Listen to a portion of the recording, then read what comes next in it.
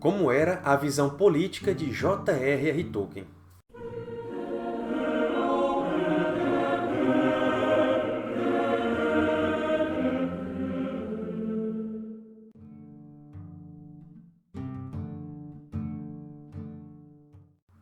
Olá, Guardiões! Tudo bem com vocês? Antes de falarmos sobre Tolkien e política, já deixa o seu like aqui embaixo, deixa o seu gostei. Quem está chegando agora ao canal já se inscreve clicando aqui no botãozinho vermelho e depois já aciona o sininho do YouTube para ativar as notificações e ficar sabendo sempre que houver um vídeo novo. Fazendo tudo isso, vocês ajudam a dar mais relevância ao Guardião aqui no YouTube. Vamos começar invocando a proteção da Santíssima Trindade. Em nome do Pai, do Filho e do Espírito Santo. Amém. Inspira, Senhor, nossas ações e acompanha-as com Teu auxílio, para que quaisquer das nossas atividades tenha sempre em Ti o seu início e o seu cumprimento. Por Cristo nosso Senhor. Amém. Ave Maria, cheia de graça, o Senhor é convosco. Bendita sois vós entre as mulheres, e bendito é o fruto do vosso ventre, Jesus. Santa Maria, Mãe de Deus, rogai por nós, pecadores, agora e na hora de nossa morte. Amém. Em nome do Pai, e do Filho e do Espírito Santo. Amém. Hoje eu vou começar uma série de 3 vídeos falando especificamente sobre a visão política de Tolkien. Os 3 vídeos serão agrupados numa playlist própria aqui no canal para facilitar a localização depois. Eu já li alguns livros que tratam sobre o tema de hoje, mas para efeitos didáticos eu vou usar como base o material do autor australiano Hal Colebat, pois eu achei bem condizente com o que outros autores já falaram sobre esse mesmo assunto. Lembrando também que eu vou tentar inserir aqui no conteúdo alguns posicionamentos da Igreja Católica sobre a política para nos guiar. Tolkien escreveu em novembro de 1943 que minhas opiniões políticas tendem cada vez mais para a anarquia, filosoficamente compreendida como significando a abolição do controle, não homens barbados com bombas, ou para a monarquia inconstitucional. Não há indicação de que ele tenha se afastado muito disso, e as boas sociedades em sua ficção tendem a ser minimamente governadas, como o Condado e Bree, ou monarquias benevolentes, como Gondor, Rohan e os reinos élficos e anãos. O Condado e Bree são remanescentes isolados do antigo reino do norte de Arnor.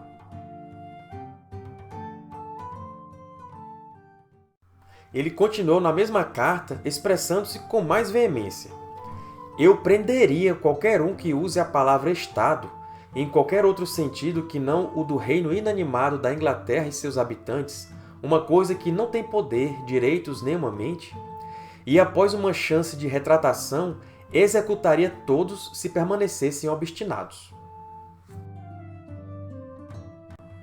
Tolkien às vezes usou a palavra política no sentido de política de poder, distinta de ideologias concorrentes ou sistemas de valores.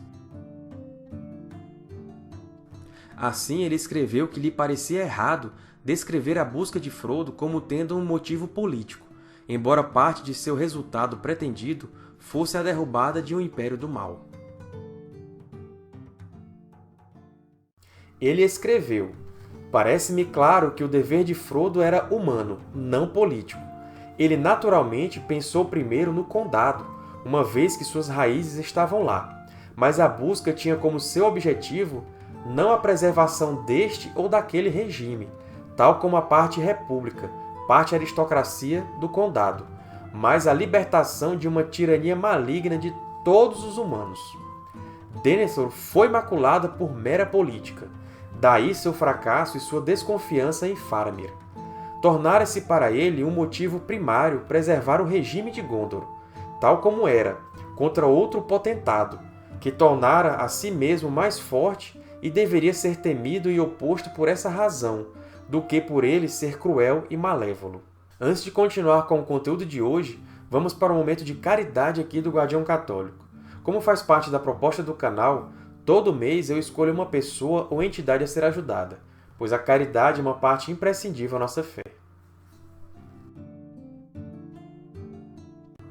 Mariana e Jaime são casados desde 2014 e possuem filhos quíntuplos.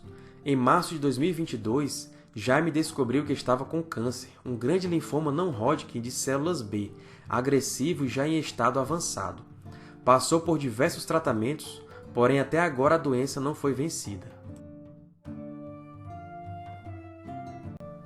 agora o Jaime irá partir para um novo tratamento de transplante de células colhido no Brasil, mas cujo laboratório fica nos Estados Unidos. É um processo caro e custoso, sem falar nas despesas com os filhos. Para conhecer a história completa e contribuir com a vaquinha, é só clicar nos links que estão na descrição do vídeo. Toda ajuda é bem-vinda para quem está precisando. Então vamos continuar com o vídeo de hoje. A intriga política preocupada com o poder ao invés da moralidade e consequente luta interna e guerra civil tinha, na época da Guerra do Anel, enfraquecido desesperadamente Gondor e o Ocidente, já que anteriormente ajudou a destruir os reinos élficos em O Silmarillion, e como ajudou a destruir o Império Romano e inúmeras outras políticas do mundo real. Enquanto isso, a monarquia inconstitucional a que ele se referia era presumivelmente necessária para uma tomada de decisão rápida e executável, como ordenar a convocação de Rohan. O esplendor monárquico, em bons reis como Aragorn Elessar e Théoden, fornece um elo com o luminoso, o nobre, cavalheiresco e esplêndido, dando a esses bons reis um papel além de apenas fornecer liderança, justiça e comando, e geralmente estabelecer um bom exemplo. A restauração do Reino de Gondor faz parte do melhor resultado possível. Os monarcas da Terra-média usam conselheiros, embora o Denethor, talvez como um sinal de sua crescente megalomania, aparentemente não o faça.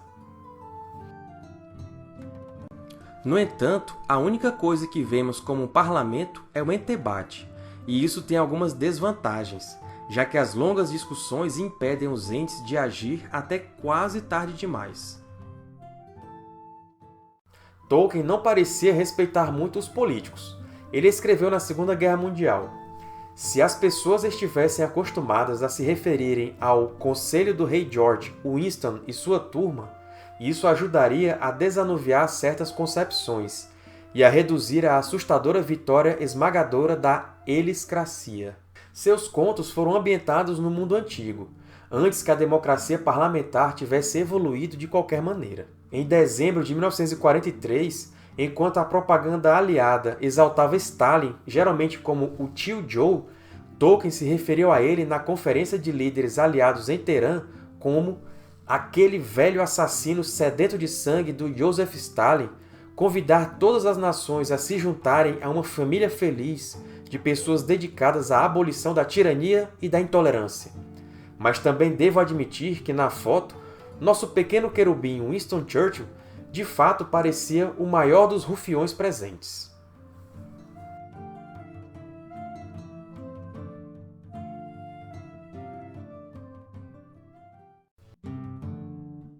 Política também tem um sentido metapolítico de ideologias concorrentes com reivindicações escatológicas concorrentes.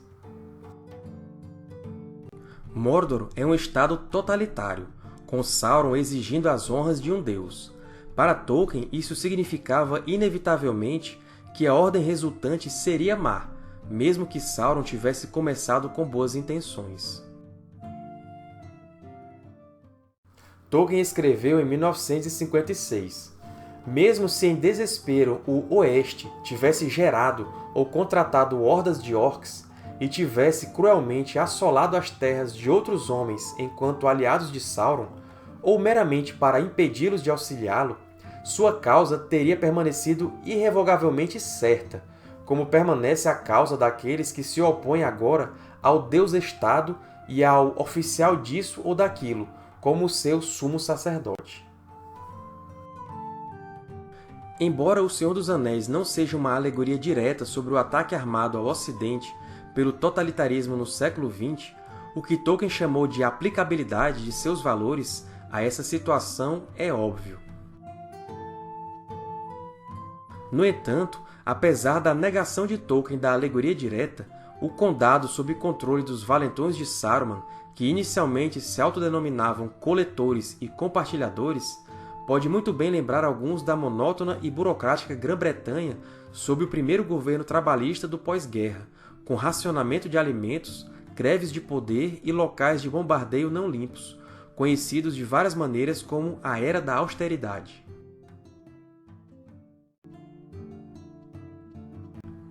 O lado do bem em O Senhor dos Anéis não espera construir um futuro perfeito, como Karl Marx olhou para uma sociedade perfeita quando o comunismo foi alcançado e o Estado desapareceu, ou como Adolf Hitler olhou para o Reich do milênio. Se Sauron for derrotado, novos males certamente virão, e as questões morais não mudarão. Além disso, as pessoas boas têm falhas. Os Elfos são pegos em uma nostalgia desesperada pelo passado desaparecido e estão abandonando a Terra-média de qualquer maneira. Os Anãos podem ser vítimas de rancor e ganância. Gondor está desaparecendo lentamente, e os descendentes de Aragorn e Elessar, como governantes, se tornarão meros políticos, como Denethor. Não há utopia a ser feita na Terra-média, e mesmo o desejo por ela não é bom. O Condado não é um modelo de sociedade perfeita.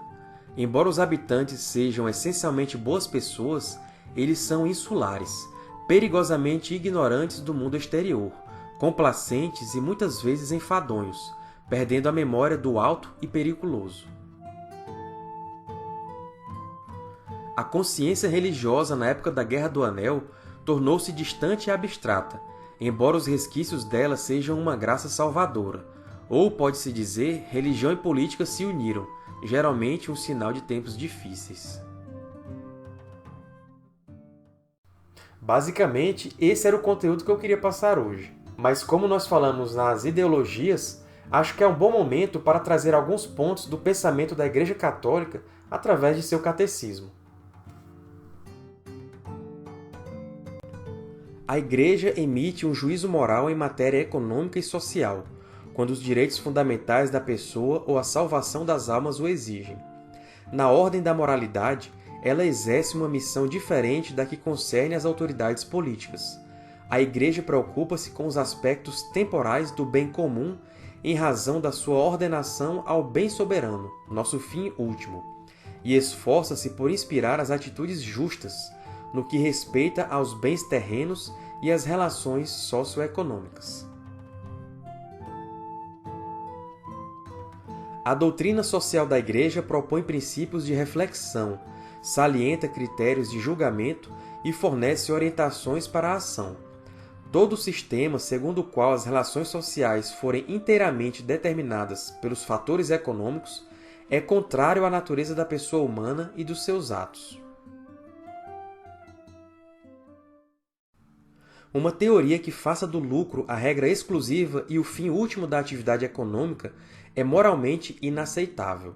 O apetite desordenado do dinheiro não deixa de produzir os seus efeitos perversos, e é uma das causas dos numerosos conflitos que perturbam a ordem social.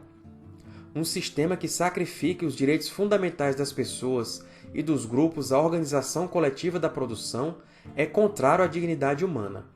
Toda a prática que reduza as pessoas a não serem mais que simples meios com vista ao lucro escraviza o homem, conduz à idolatria do dinheiro e contribui para propagar o ateísmo. Não podeis servir a Deus e ao dinheiro.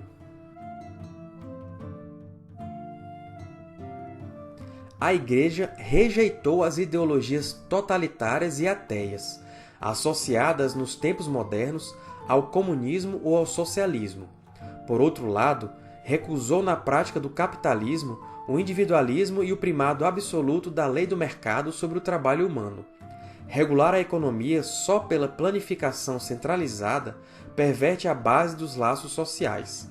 Regulá-la só pela lei do mercado é faltar à justiça social, porque há numerosas necessidades humanas que não podem ser satisfeitas pelo mercado.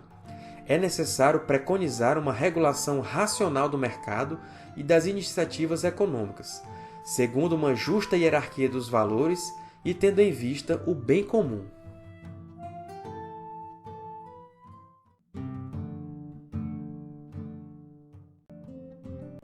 Saruman, ao tentar subornar Gandalf, evoca valores de conhecimento, regra e ordem.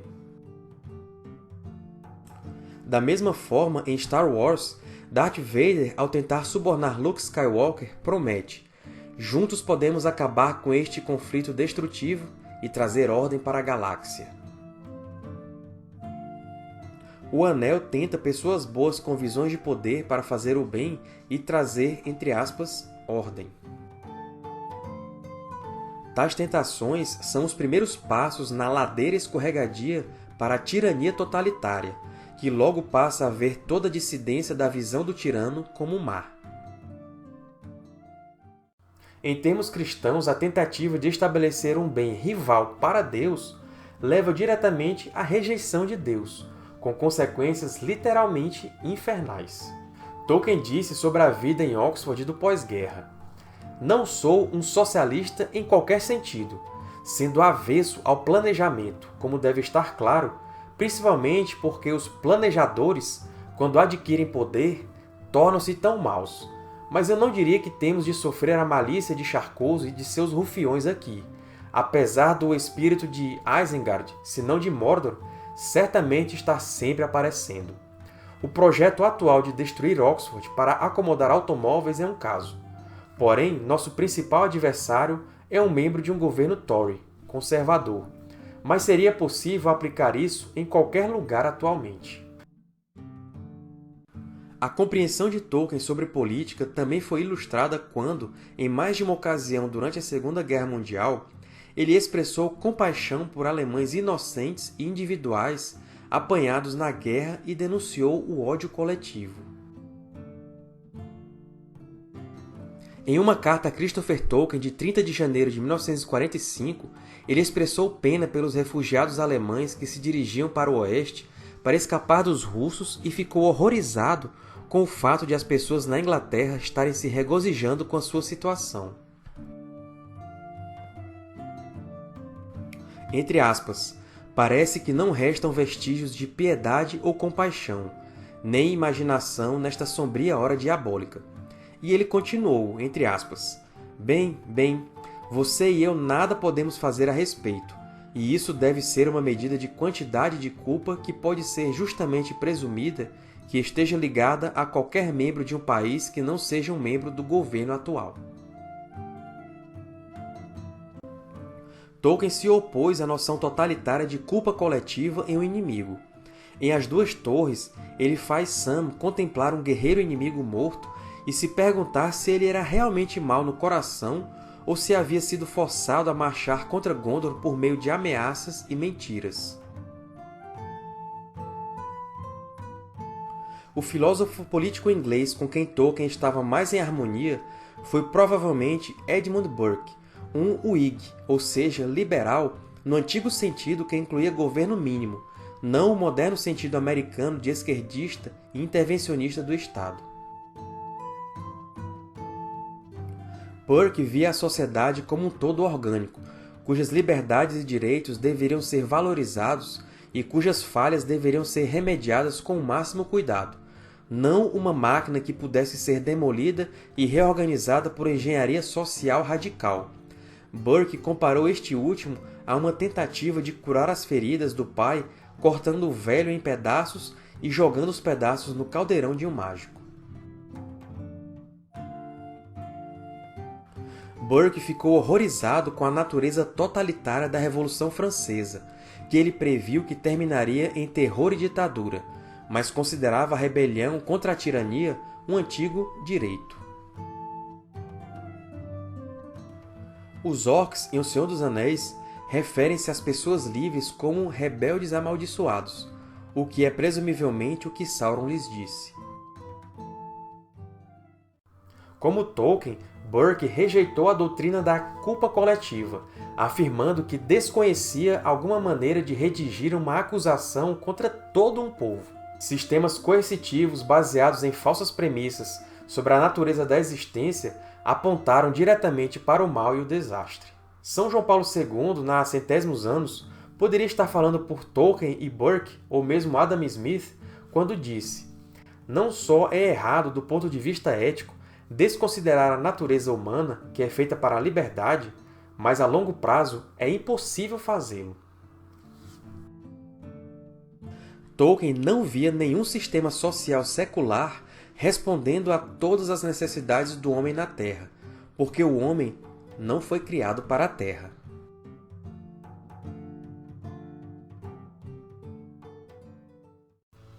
Então é isso, pessoal! Assim nós finalizamos a trinca de vídeos sobre Tolkien e política. Se quiserem mais vídeos como esses, se aprofundando mais no assunto, é só dizer aqui embaixo nos comentários. Antes da despedida final, vamos encerrar invocando a proteção de nosso Pai Criador. Pai nosso que estais nos céus, santificado seja o vosso nome. Venha a nós o vosso reino. Seja feita a vossa vontade, assim na terra como no céu. O pão nosso de cada dia nos dai hoje. Perdoai-nos as nossas ofensas, assim como nós perdoamos a quem nos tem ofendido. E não nos deixeis cair em tentação, mas livrai-nos do mal. Amém. Louvado seja nosso Senhor Jesus Cristo, para sempre seja louvado, e sua Mãe Maria Santíssima. São Gabriel, rogai por nós. São Rafael, rogai por nós. São Miguel, rogai por nós. Santo Padre Pio de Pietrelcina, rogai por nós. Beato Carla Cutes, rogai por nós. São João Paulo II, rogai por nós. Santa Faustina, rogai por nós. Santa Teresinha do Menino Jesus, rogai por nós. Santa Rita de Cássia, rogai por nós. Santa Dulce, rogai por nós. Glória ao Pai, ao Filho e ao Espírito Santo, como era no princípio, agora e sempre. Amém. Em nome do Pai, e do Filho e do Espírito Santo. Amém. Eu espero que vocês tenham gostado desse vídeo, então quem esqueceu de curtir, deixa o gostei aqui embaixo, quem esqueceu de se inscrever, se inscreve, toca no sininho e não perca mais nada. Sigam o perfil Guardião Católico no Instagram para ter acesso a um conteúdo extra ao que temos aqui no YouTube. Ajude o Guardião Católico a crescer divulgando os nossos vídeos e mostrando para os amigos. É sempre um prazer falar de Tolkien e da Igreja com vocês. Então, até o próximo vídeo e um abraço!